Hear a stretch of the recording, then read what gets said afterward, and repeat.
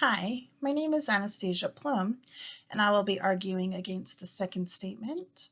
An employer should always accommodate an employee when the employee notifies the employer of a disability or inability to perform their current job description.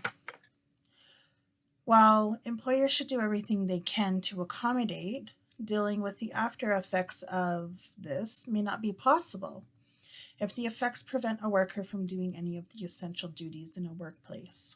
One of the basic principles of accommodation is whether an employer can do it to the point of undue hardship.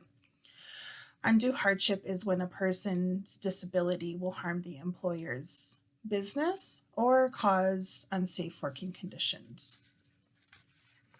At HR Report, employers have a legal duty and an ethical obligation to accommodate a worker with a disability, which include alternate or modified duties or even reduced hours. But that duty has its limits.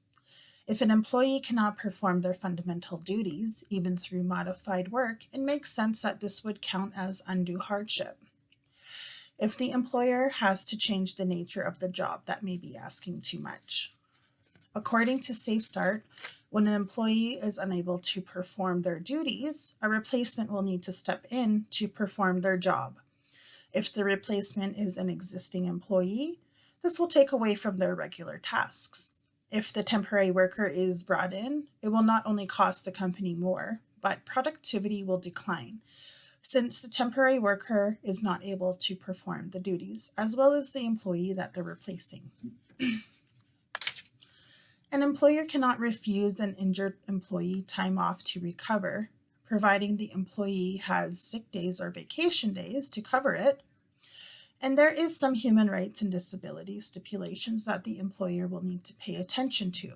Legally, the employer is not required to provide alternate duties when an employee returns after sustaining a non-work related injury. But it is a benefit.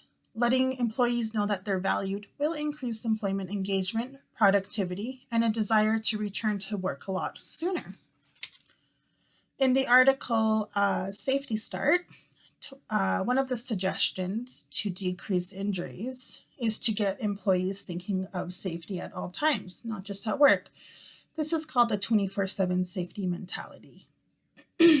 According to HR Future, the cost of accommodation also has to be reasonable, because employers cannot simply claim that the cost of the required accommodation is unaffordable and therefore unjustified hardship. The employer has to prove that the hardship is unjustifiable. So the employer would have to prove that they cannot accommodate the employee, and this sometimes costs money for the employer. So how far must an employer go to meet its duty to accommodate a disabled employee? The employer's obligation is to accommodate an incumbent employee returning to work after an injury is probably greater than its obligation to accommodate job applicants. The bottom line is that there is no one-size-fits-all approach to accommodation. Just as people with disabilities have different accommodations, different businesses will have different capacities as well. And while again, accommodation may be asking too much of someone who is trying to run a business and deal with consumer needs. So we shouldn't group businesses into the same bylaw, where some businesses have no issue proving undue hardship, to where some businesses can't prove that, and which this could potentially make them go under. So while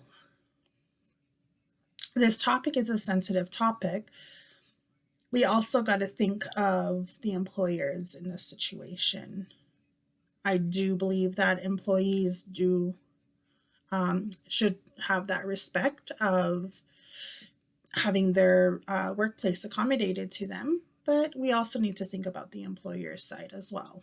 And this will keep the economy running. This will keep businesses intact.